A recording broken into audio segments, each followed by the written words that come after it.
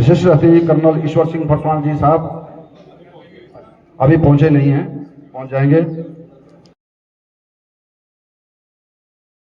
शर्मा जी साहब और navy technical officer एवं राज्य आंदोलनकारी समाज सेवी श्री पीसी थपलियाल जी। उत्तराखंड की आवाज एवं उत्तराखंडी को एक सूत्र में लाने के लिए बुलंद हौसले के साथ अग्रिम पंक्ति में खड़ी हैं हमारी मातृशक्ति है, जो सेना में मेजर पद पर सेवा दे चुके हैं, मेजर संतोष भंडार जी। आप स्थान ग्रहण करें प्लीज।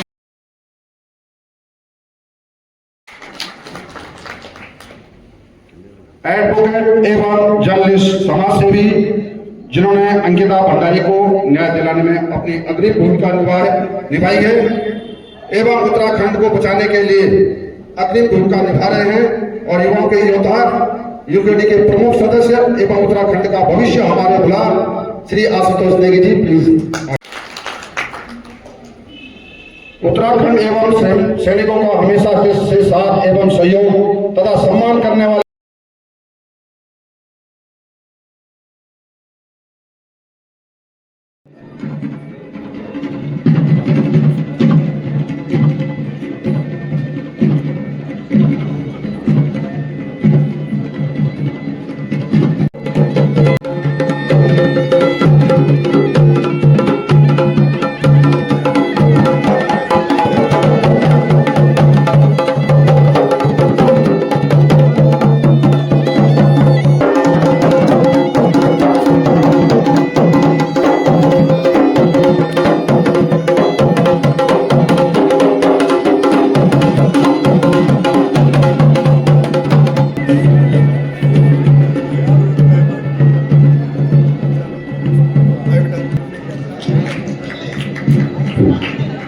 कर्नल ईश्वर सिंह फरसवान जी हमारे बीच में पहुंच चुके हैं।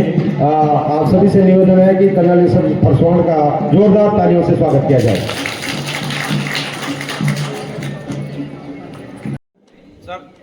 मेहरबान सिंह कुलदीप साहब, बहुत कम समय में हम लोग इतना एकत्रित हुए हैं और ये आप लोगों की सबकी सफल मेहनत है, जो आप लोग इस छोटे से कार्यक्रम को और बहुत अच्छी तरह से इसको एकजुट होकर के कार्य किया। आप लोगों का बहुत बहुत धन्यवाद।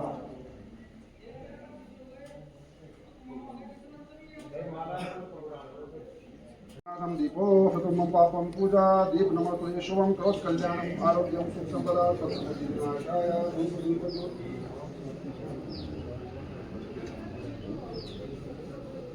सर्वसिद्धि करो देवा गौरी पुत्र गणनायक गणपति नमो नमः हरि ओम गुरुर्ब्रह्मा सर्व खड़े तीनों देव रक्षाग्रह ब्रह्मा विष्णु ओम ब्रह्माणि नमः माहेश्वरी नमः कमलेश्वरी नमः नमस्तभ्यं मां शक्ति नमस्तभ्यं नमो नमः नमस्तुते नमस्तभ्यं नमस्तभ्यं नमो नमः श्री मंगल मांगल्ये शिवे सर्वार्थ साधिके त्र्यंबके गौरी नारायणी नमस्ते शरणागत दिनार्थ प्राण प्राणी सब साधि देवी नारायणी नमस्ते सब सुखे सर्वेशे सब शक्ति समन्विते भैरवत्राय देवी दुर्गे नमस्ते ओम सर्वबाधा विनन मुक्तो धन धान्यम सुरक्षितो मनुष्यो मत प्रसादेन भविष्यति निश्चय बोल गणपति महाराज की तो समस्त अतिथियों से निवेदन करूंगा और समस्त सदस्यगणों से निवेदन करूंगा कि आप तिरंगे के बेस के सामने आ जाए और ध्वजारोहण होगा, राष्ट्रगान होगा, उसके बाद हमारा सिटिंग यहीं पे होगा।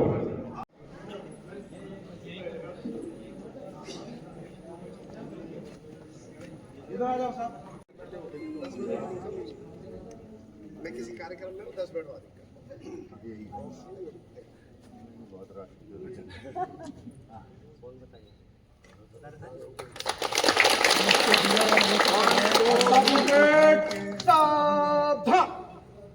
अब ये रस्सी बचेगी, उसके बाद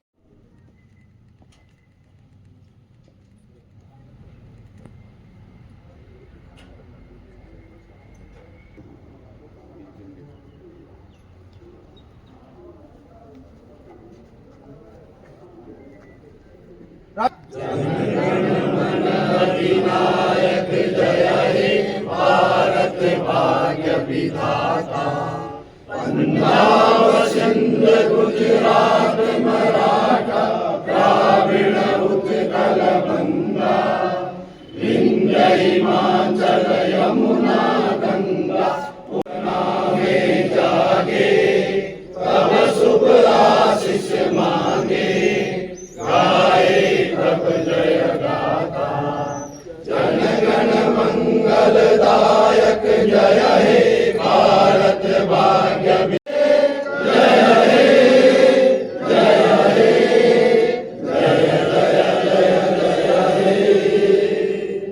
भारत माता की बहुत जरूरी है।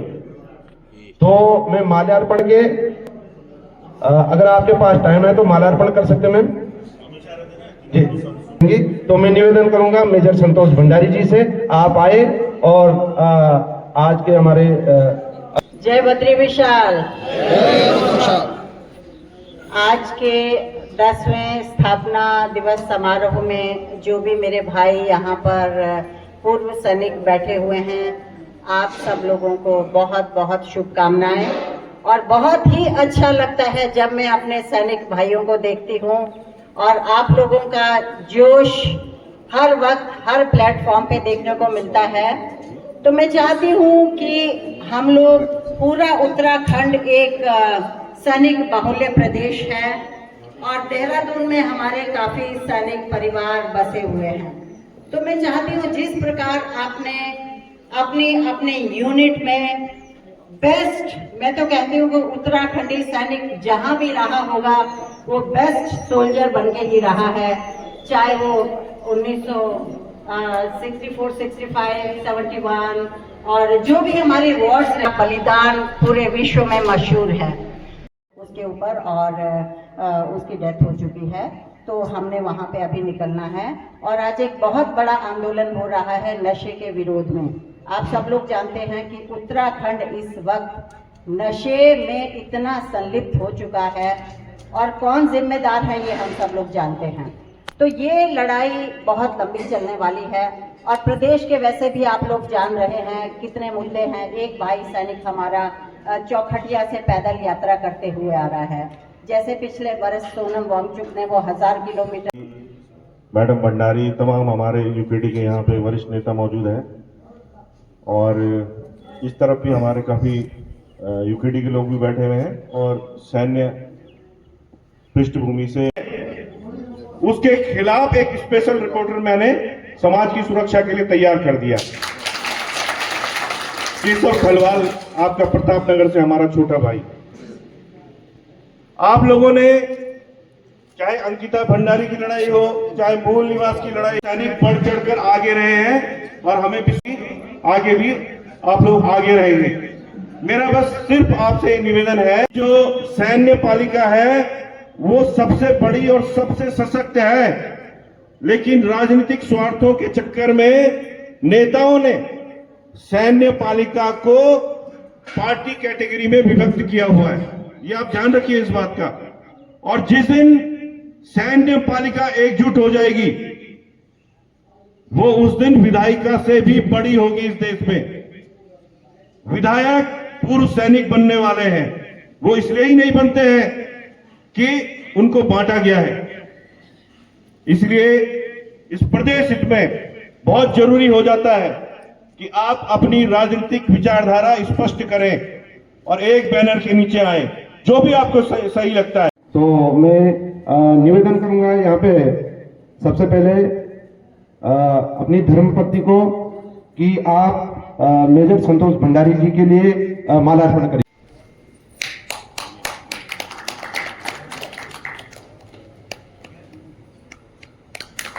और साथ में आप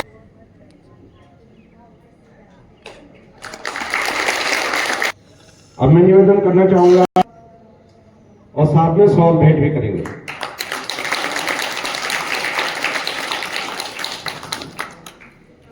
उनका जलपान जरूर कराना आप।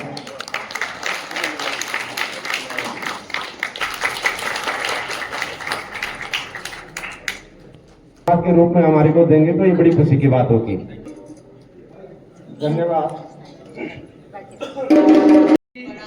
उनकी कमियां हैं, उनका भ्रष्टाचार है, उनके कुकृत्य है, वो जो दबाव देते हैं, तो ये लड़का बिंदास चल रहा है और हमारे आशुतोष नेगी जी इनको फुल सपोर्ट कर रहे हैं और मुझे पता है कि ना तो पुलिस उसका कुछ बिगाड़ पाएगी और ना ही अदालत में जो भी केस है इसके खिलाफ वो भी बाइज्जत बरी हो जाएगा। थैंक यू बेटा, थैंक यू।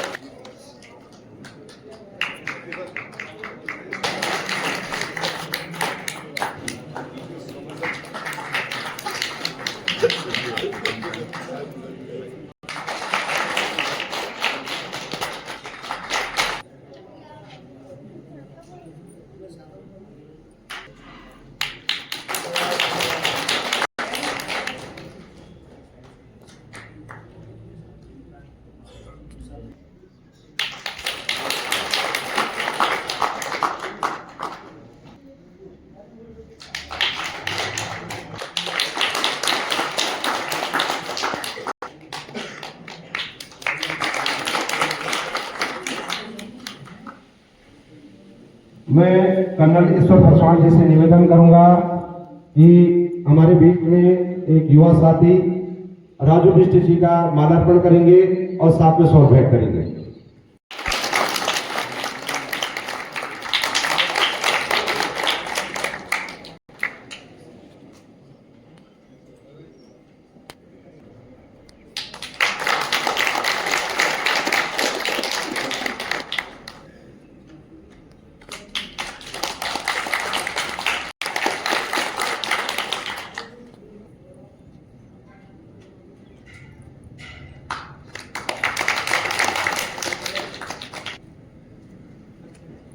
आपको कि आप आए और सभा को संबोधित कीजिए।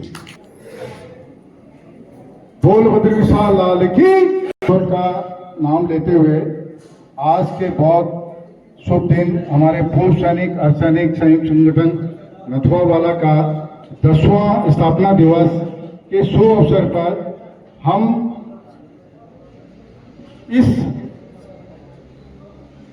गौरव में सेना के पूर्व सैनिक आज परिवार की तरह जिस तरह से हमारी एक परंपरा रही है बटालियनों के अंदर इकट्ठा होना, समारोह मनाना, और वो समारोह किसी भी रूप में हो सकते हैं, तो आज सैनिकों का जो एकजुट होकर एक संगठन की जो स्थापना की आप लोगों ने, उस 10वें स्थापना दिवस की मैं आपको बहुत बहुत बधाई और ढेर सारी शुभकामनाएं देना चाहता हूं। कर्नल सुनील कोटनाला जी, हमारे पिंडर घाटी की शान कर्नल ईश्वर सिंह पासवान जी, मंच पर नेगी जी, खुशहाल सिंह गढ़िया जी, हमारे उत्तराखंड क्रांति दल के कर्मठ और हमेशा युवाओं का मार्गदर्शन करने वाले हमारे चंद्रमोहन गढ़िया जी, हमारे दल के उत्तराखंड चाइणो उत्तराखंड तुम देखो उत्तराखंड चाइणो शिक्षा हो दीक्षा हो रोजगार हो भेजी फुलाना बैठू बेघर हो उत्तराखंड चाइणो खाना कमाना हो लोग उत्तराखंड चाइणो। देखिए इसमें उत्तराखंड में आज हो क्या रहे, माँ बहनी सड़कों में, शिक्षक सड़कों में, और शिक्षा सड़कों में, और बेरोजगार सड़कों में गड्ढा। अब मैं यहाँ से ज्यादा नहीं बोलो। जय भारत, जय उत्तराखंड। है कि जो है जल्दी में करें इस बात को, लेकिन हमारे दिल की चंद एक बातें, मैं एक सैनिक हूँ, सेना में रहते हुए हमने देश की सेवा की, और आज हम रिटायरमेंट होने के बाद मेरा मानना है और आपसे सब समस्त सैनिक साथियों से निवेदन है कि हम रिटायरमेंट होने के बाद हम लोग इस प्रकार से घर में बैठे हैं, तो ये हम सिर्फ अपने नाती पोतों को खिलाने के मूड में नहीं रहना चाहिए। हमको अब राष्ट्र की सेवा करने के बाद क्षेत्र के विकास के लिए आगे आना होगा। हम सैनिक हैं, 97% सैनिक निस्वार्थ होता है, 1-2% मान सकते हैं। सैनिक उसी प्रकार जिस प्रकार देश की सेवा सैनिक ने की है, उसी प्रकार रिटायरमेंट होने के बाद भी सैनिक के दिल में वही जज्बा होता है जो एक सैनिक सेना में रहते हुए करता है। बद्री विशाल लाल की, आवाज नहीं आ रही आप लोगों की, बद्री विशाल लाल की, बद्री विशाल लाल की। मैंने भी एक अपने बेटे के साथ एक रास्ता अपनाया कि समाज सेवा करें। मेरा कोई राजनीतिक मंच और दूसरा नहीं है, बट इतना जरूर है कि हम लोग जब तक एकत्रित नहीं होंगे, एकजुट नहीं होंगे, एक मंच के नीचे नहीं होंगे, तब तक हमारी कोई ताकत समझेगा नहीं, हम कुछ नहीं कर पाएंगे। तो मेरे से आप लोगों से रिक्वेस्ट है, प्रार्थना है, चाहे जितनी मंच हो, जितने हमारे संगठन हो। मैं भी पिंडर घाटी का सैनिक संगठन का अध्यक्ष भी हूँ। पिंडर घाटी के 2 टीम बना रखे जब से 2023-24 से रिटायर्ड हुआ हूँ। हमें आगे बढ़ना है तो हमें सोच में रखना होगा, बाहर निकलना होगा। मैं सब लोगों से बोलता हूँ, एकेडमी में आप लोगों ने हमको स्टार बनाए, एकेडमी में आप लोगों ने हमें कदम ताल चलना सिखाया, सेंटर में आप लोगों ने हमें रिक्रूटिंग कराई, बट यहाँ के अलमीरा में बंद मत हो जाओ, बाहर निकलो। आपको जरूरत है अपने दिमाग को एक अग्रेसिव करने की और आगे बढ़ने की, और हमें बढ़ना है और अपने अपने क्षेत्र में विकास करना है। वो तभी संभव होगा जब हम एक छतरी के नीचे एकत्रित होंगे। रही बात, मैं कलौद रेजिमेंट साहब से भी रिक्वेस्ट कर रहा था, जनरल राणा साहब से, जब वो आए थे यहाँ पे, मेरा जो सैनिक है, जब मैं धराली और मुगल क्षेत्र में रतगांव से हूँ, जब वो ECHS के लिए, ECHS की सुविधा लेने के लिए गोपेश्वर या कर्नाटक जाना पड़ता है, तो उसको 5,000 रुपए खर्च करने पड़ते हैं गाड़ी की बुकिंग देने के लिए। हम लोग अपनी छोटी छोटी समस्याओं को लेकर के, छोटी छोटी कैंटीन की फैसिलिटीज है, केंद्रीय विद्यालय की फैसिलिटीज है, सैनिक स्कूल की फैसिलिटीज है, बीमार हो जाना, अभी भी मेरे सामने में तो फौज एज वेल एज सिविल सभी से गठित हूँ। एक लड़का था में कराया, उसके बाद हमने ग्रुप फंडिंग करी, आज वो लड़का दौड़ रहा है।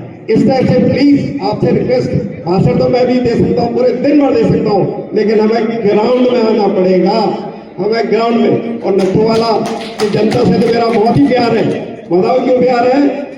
बिकॉज मेरा जो बेटा है ना, ये 26 साल मेरे अंडर में रह चुका है जब मैं मेजर साहब था, और वो जो बिटिया है ये पार्षद के लिए चुनाव के लिए उठी थी, और मैंने, आप विश्वास नहीं करो, महीने दिन तक ही बिस्तर लगा रखा था, और 98, 99 और 100 वोट मैं जैसे भी बोलो हर घर को जानता हूँ। तो मेरा प्यार, मेरा लगाव यहाँ की जनता के लिए बहुत बहुत है। मैं सबसे पहले पूर्व सैनिक और अर्धसैनिक संगठन के 10वें स्थापना के अवसर पर आप लोगों को बहुत बहुत बधाई देता हूँ। इतना जरूर है कि हम लोग सब बाहर निकले, हम एक दूसरे की मदद करें। हम जरूर माइक पे जरूर बोल लेंगे, लेकिन आप लोगों को दोस्तों हमको बाहर निकलना पड़ेगा सुबह से शाम तक। हमने देश की हमें पूरी पेंशन मिलती है, हमें सब कुछ मिलता है और फैसिलिटीज मिलती है, लेकिन हमें एक दूसरे को मदद करना है, हमें एकजुटता, बटो नहीं।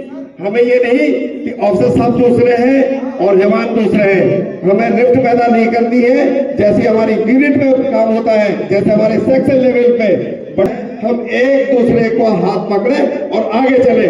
मैं जब बसंत बिहार में जब BK सिंह सर के साथ डिस्कस कर रहा था, मैंने कहा इतने हमारे जनरल साहब है, इतने जना वो फौजी भाई है, कोई नहीं कोई मंच में आकर के हमारे विधायक क्यों नहीं है? तो मेरी आप लोगों से रिक्वेस्ट है कि आप समाज के लिए सेवा करें। आपकी पहचान, आपको वोट आप लोगों को जनता देगी। वो क्यों देगी? आपके कर्मों के बेस पे, आपके काम के बेस पे, आपको भाषण के बेस पे कोई नहीं दे सकता है। तो हमें एक दूसरे की मदद करनी है और आगे बढ़ना है। और जरूर मैं इतना बोलूंगा कि जब भी मौका मिले हम एक दूसरे का हाथ पकड़े और आगे बढ़े। बद्री विशाल लाल की।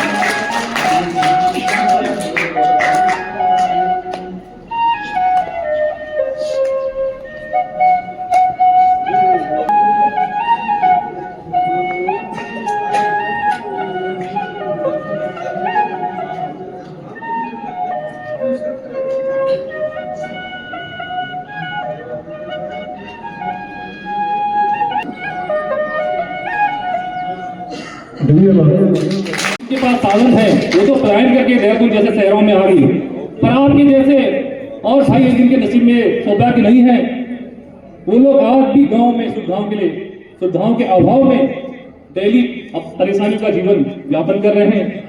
उनके लिए आपको आगे आना होगा, अपने भाइयों के लिए, अपनी माताओं के लिए, अपनी बहनों के लिए, उनका जीवन कैसे हम आगे सफल बनाए और उनको सारी सुविधाएं। हमारे प्रदेश मूलतः पहाड़ों में बसता है, उत्तराखंड की नींव भी पहाड़ी राज्य के रूप में रखी गई थी, ये बात आप सब लोगों को पता है। पर पहाड़ों में आज जो दुर्दशा हमारी महिलाओं की है, हमारे बुजुर्गों की है, उनको स्वास्थ्य सुविधाओं के लिए दर दर भटकना पड़ता है। मेरी आवाज सुन रही पीछे आप लोग? इसलिए माइक नहीं इस्तेमाल करना। माइक में कभी इस्तेमाल करता हूँ जब गाना गाता हूँ, और गाना मैं गाता नहीं, इसलिए माइक नहीं इस्तेमाल करता। तो सबसे पहले धन्यवाद जिन्होंने बांसुरी बजाई। कहाँ हैं भाई? इस तरह खड़े होंगे। हाँ, आप एक गढ़वाल के? मेरे बटन में। और उसको कैसे करें? अगर प्रॉब्लम है तो उसको सॉल्व करने के लिए आपके हाथ में पावर होनी चाहिए। जैसे कि आप में से बहुतों को याद होगा, जब आप राइफलमैन थे, सिपाही थे, हवलदार थे, नायब सुबेदार थे, सुबेदार साहब थे, तो आप सोचते थे यार मेरा सेक्शन कमांडर, मेरा प्लाटून हवलदार, मेरा कंपनी कमांडर ये किसी काम के नहीं है, यूजलेस आदमी। मगर जब आप बनोगे तब कर पाओगे। सूबेदार मेजर बनोगे तो पलटन का कुछ कर सकोगे, सीओ साहब बहादुर बनोगे तो कर पाओगे, क्योंकि आपके हाथ में पावर। उसी तरह आज अगर हम जानते हैं कि उत्तराखंड में प्रॉब्लम है तो हमको पावर में आना पड़ेगा। अगर हम पावर में नहीं हैं तो आपकी कोई सुनवाई नहीं। आप चाहे पंचायत लेवल पे हो, चाहे विधायक लेवल पे हो,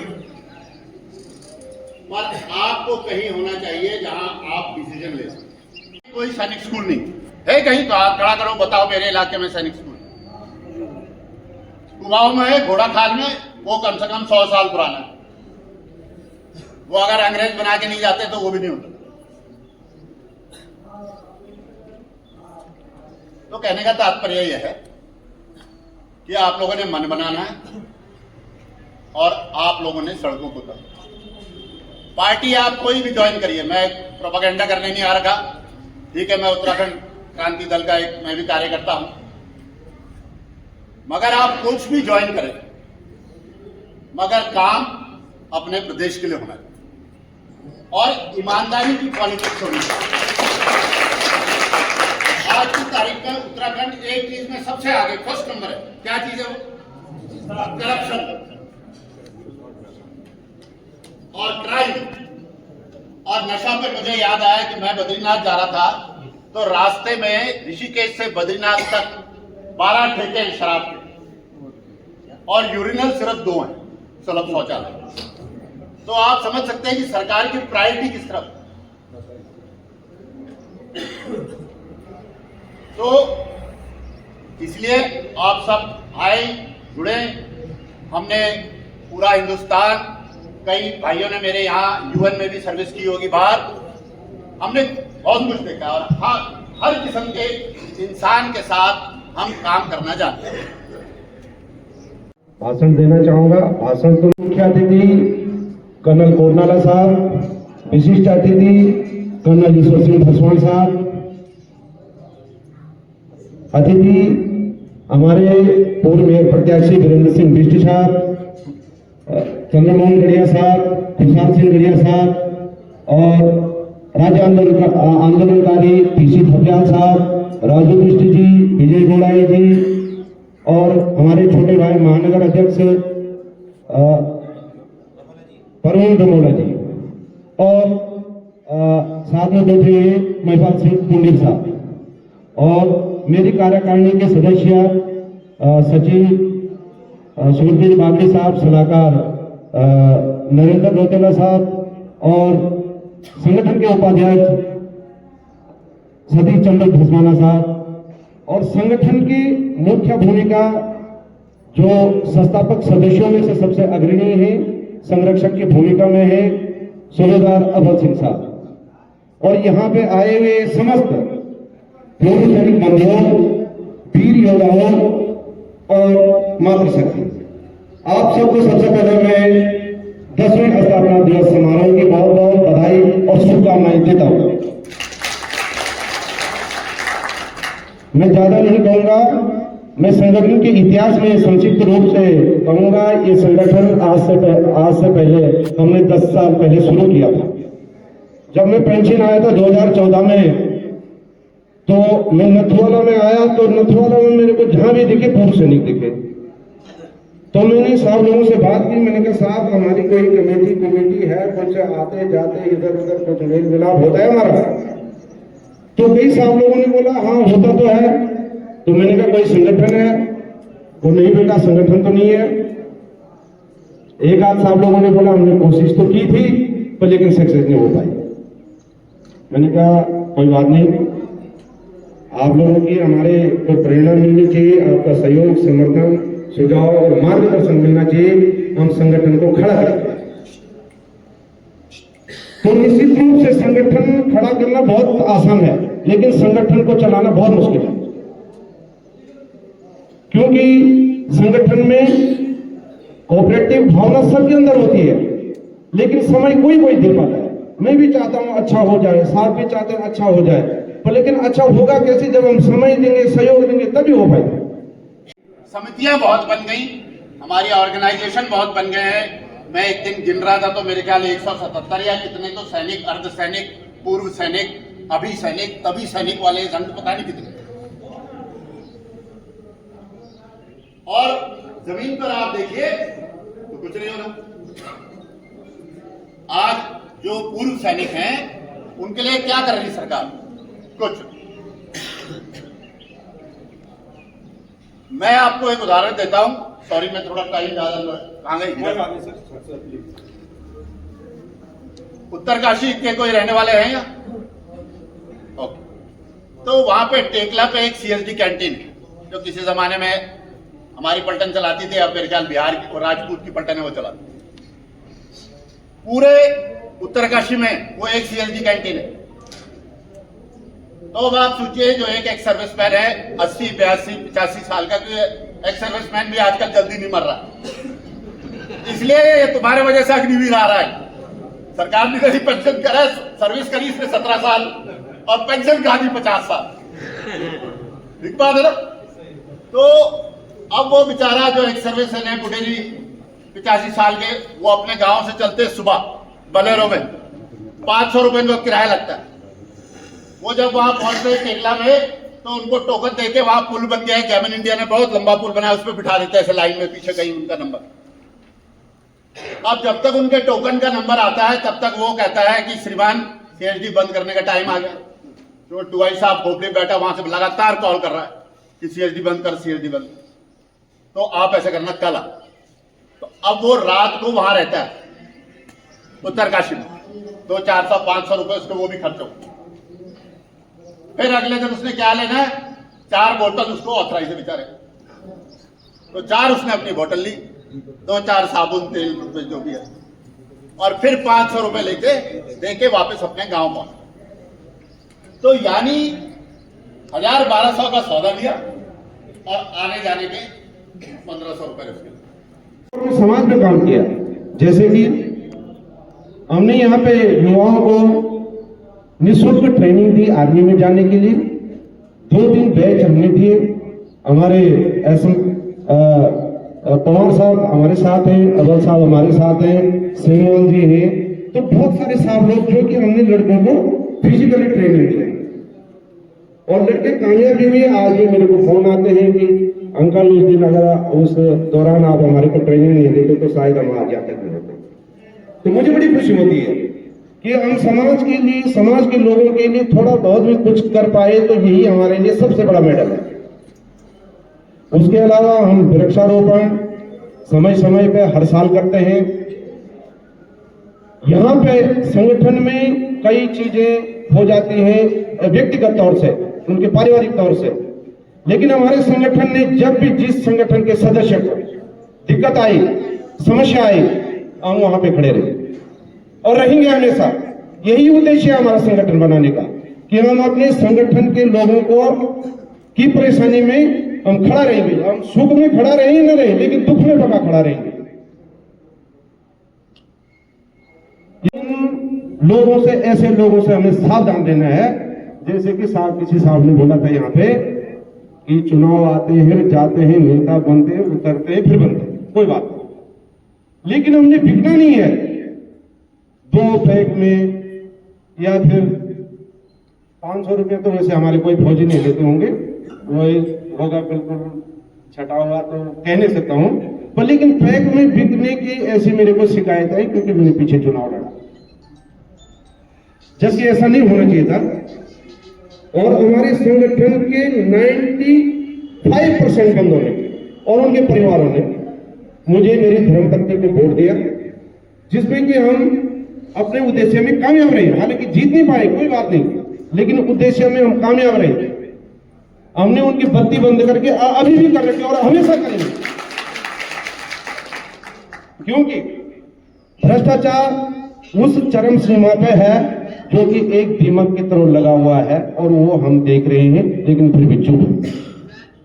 चाहे यहाँ पे आप कूड़े का घोटाला देख लो, पिछले 5-6 साल से आपको मैं नॉर्मली आंकड़ा बताता हूँ, कूड़े का 3.5 करोड़ का घोटाला हो चुका है अभी यहाँ इस लेवल पे।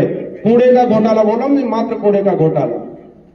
और जो ये पानी के बिलों का घोटाला है, ये तो मुझे लगता है कि अरबों में क्रॉस करने वाला होगा, क्योंकि हम तो सिर्फ हीरा सिंह अपने परिवार को देखते हैं, बाकी किसी को नहीं दिखता है। एक मिसाल के तौर पर बता रहा हूं, मुझे तो अपना बिल दिखाई दे रहा है कि मैं हर महीने इनको 1400 बिल दे रहा हूं या 2100 बिल दे रहा हूं। मैं ये बोलना चाहूंगा कि हम बहुत गुण गाते हैं। मैं पार्टी का नाम नहीं लूंगा, न ही ये राजनीतिक मंच है। हम बहुत गुण गाते हैं, लेकिन हमारे को मिला क्या? गुण तो हम बहुत गाते हैं, मिला क्या? वो भी सुना होगा आपने, वो 1 टाइम टू 1 पेंशन। कई देशों से आप लोगों की तो पेंशन ही कम होगी उसमें। मेरे को मिले बहुत साहब लोग, अरे बोला यार तो 500 रुपये कम हो गया करके। हमारी अफसरों से कोई लड़ाई नहीं है, हक मिलना चाहिए और अफसरों को मिलना चाहिए, लेकिन जैसे जो वार्स को क्यों नहीं मिल रहा? जेसीएस और वार्स को भी हक मिलना चाहिए। और मैं निवेदन करूंगा अफसर साहिबानों से कि ये वन पेंशन की लड़ाई अभी खत्म नहीं हुई, ये लड़ाई चल रही है और अदालत में है। और जब भी आप लोगों की जरूरत पड़ेगी, मैं निवेदन करता हूं कि आप हमारे साथ खड़े रहें और न लग सकती है। जो होगा इसी सरकार में होगा, चाहे हिंदू राष्ट्र होगा तो इसी सरकार में होगा, और गौ हत्या पे रोक लगेगी तो इसी सरकार में होगी, 2 बच्चों का कानून आएगा तो इसी सरकार में होगा। पर ये जुमले हमारी बहने से सुनाई देंगे या फिर कुछ काम भी होगा। खैर कोई बात नहीं, मैं ज्यादा नहीं बोलूंगा, आप सब समझदार हैं। और मैं चाहूंगा कि हमारा 1 रैंक 1 पेंशन का मुद्दा हासिल हो, गौ हत्या पे रोक लगे,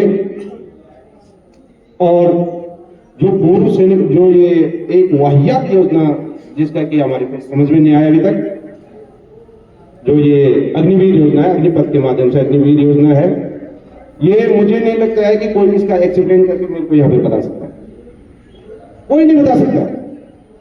और ये योजना ऐसी है, ये आने वाले समय में हमारी सेना को कमजोर करने वाली योजना है। अगर इसका एनालिसिस किया जाए तो इस योजना को लागू करने वालों के ऊपर देशद्रोह का मुकदमा चल सकता है और सजा हो सकती है। लेकिन हम बहुत छोटे लोग हैं, हमारी बात कोई सुनने वाला नहीं है, तो हमें लिहाजा सभी बातों को नजरअंदाज रखते हुए यूनिटों को भी, देश को भी, प्रदेश को भी मद्देनजर रखते हुए अपने आंख कान खोल करके आगे बढ़ना पड़ेगा जब तक हमारी जिंदगी। भाई इन्हीं शब्दों के साथ मैं अपने शब्द समाप्त करूंगा। और हमारे पास कोई मेहमान आए हैं, और जमीन में मैं साल के 12 लाख रुपए कमाता हूं।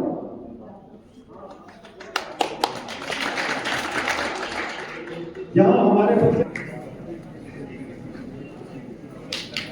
हाँ बिल्कुल बिल्कुल, एक छोटा का जो टैग है आप लोगों के लिए, क्योंकि हम सैनिक हैं और सैनिक का जो भी सेलिब्रेशन है इसके बिना अधूरा है।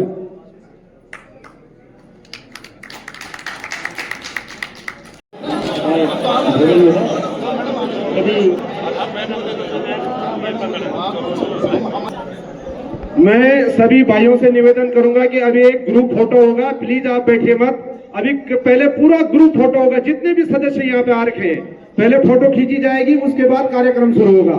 आप जो उधर बैठ गए हैं सभी आ जाए। अब तो हमारे पास पहली बार भाई इसलिए बाप गुड थोड़ा साल थोड़ा आ जाए।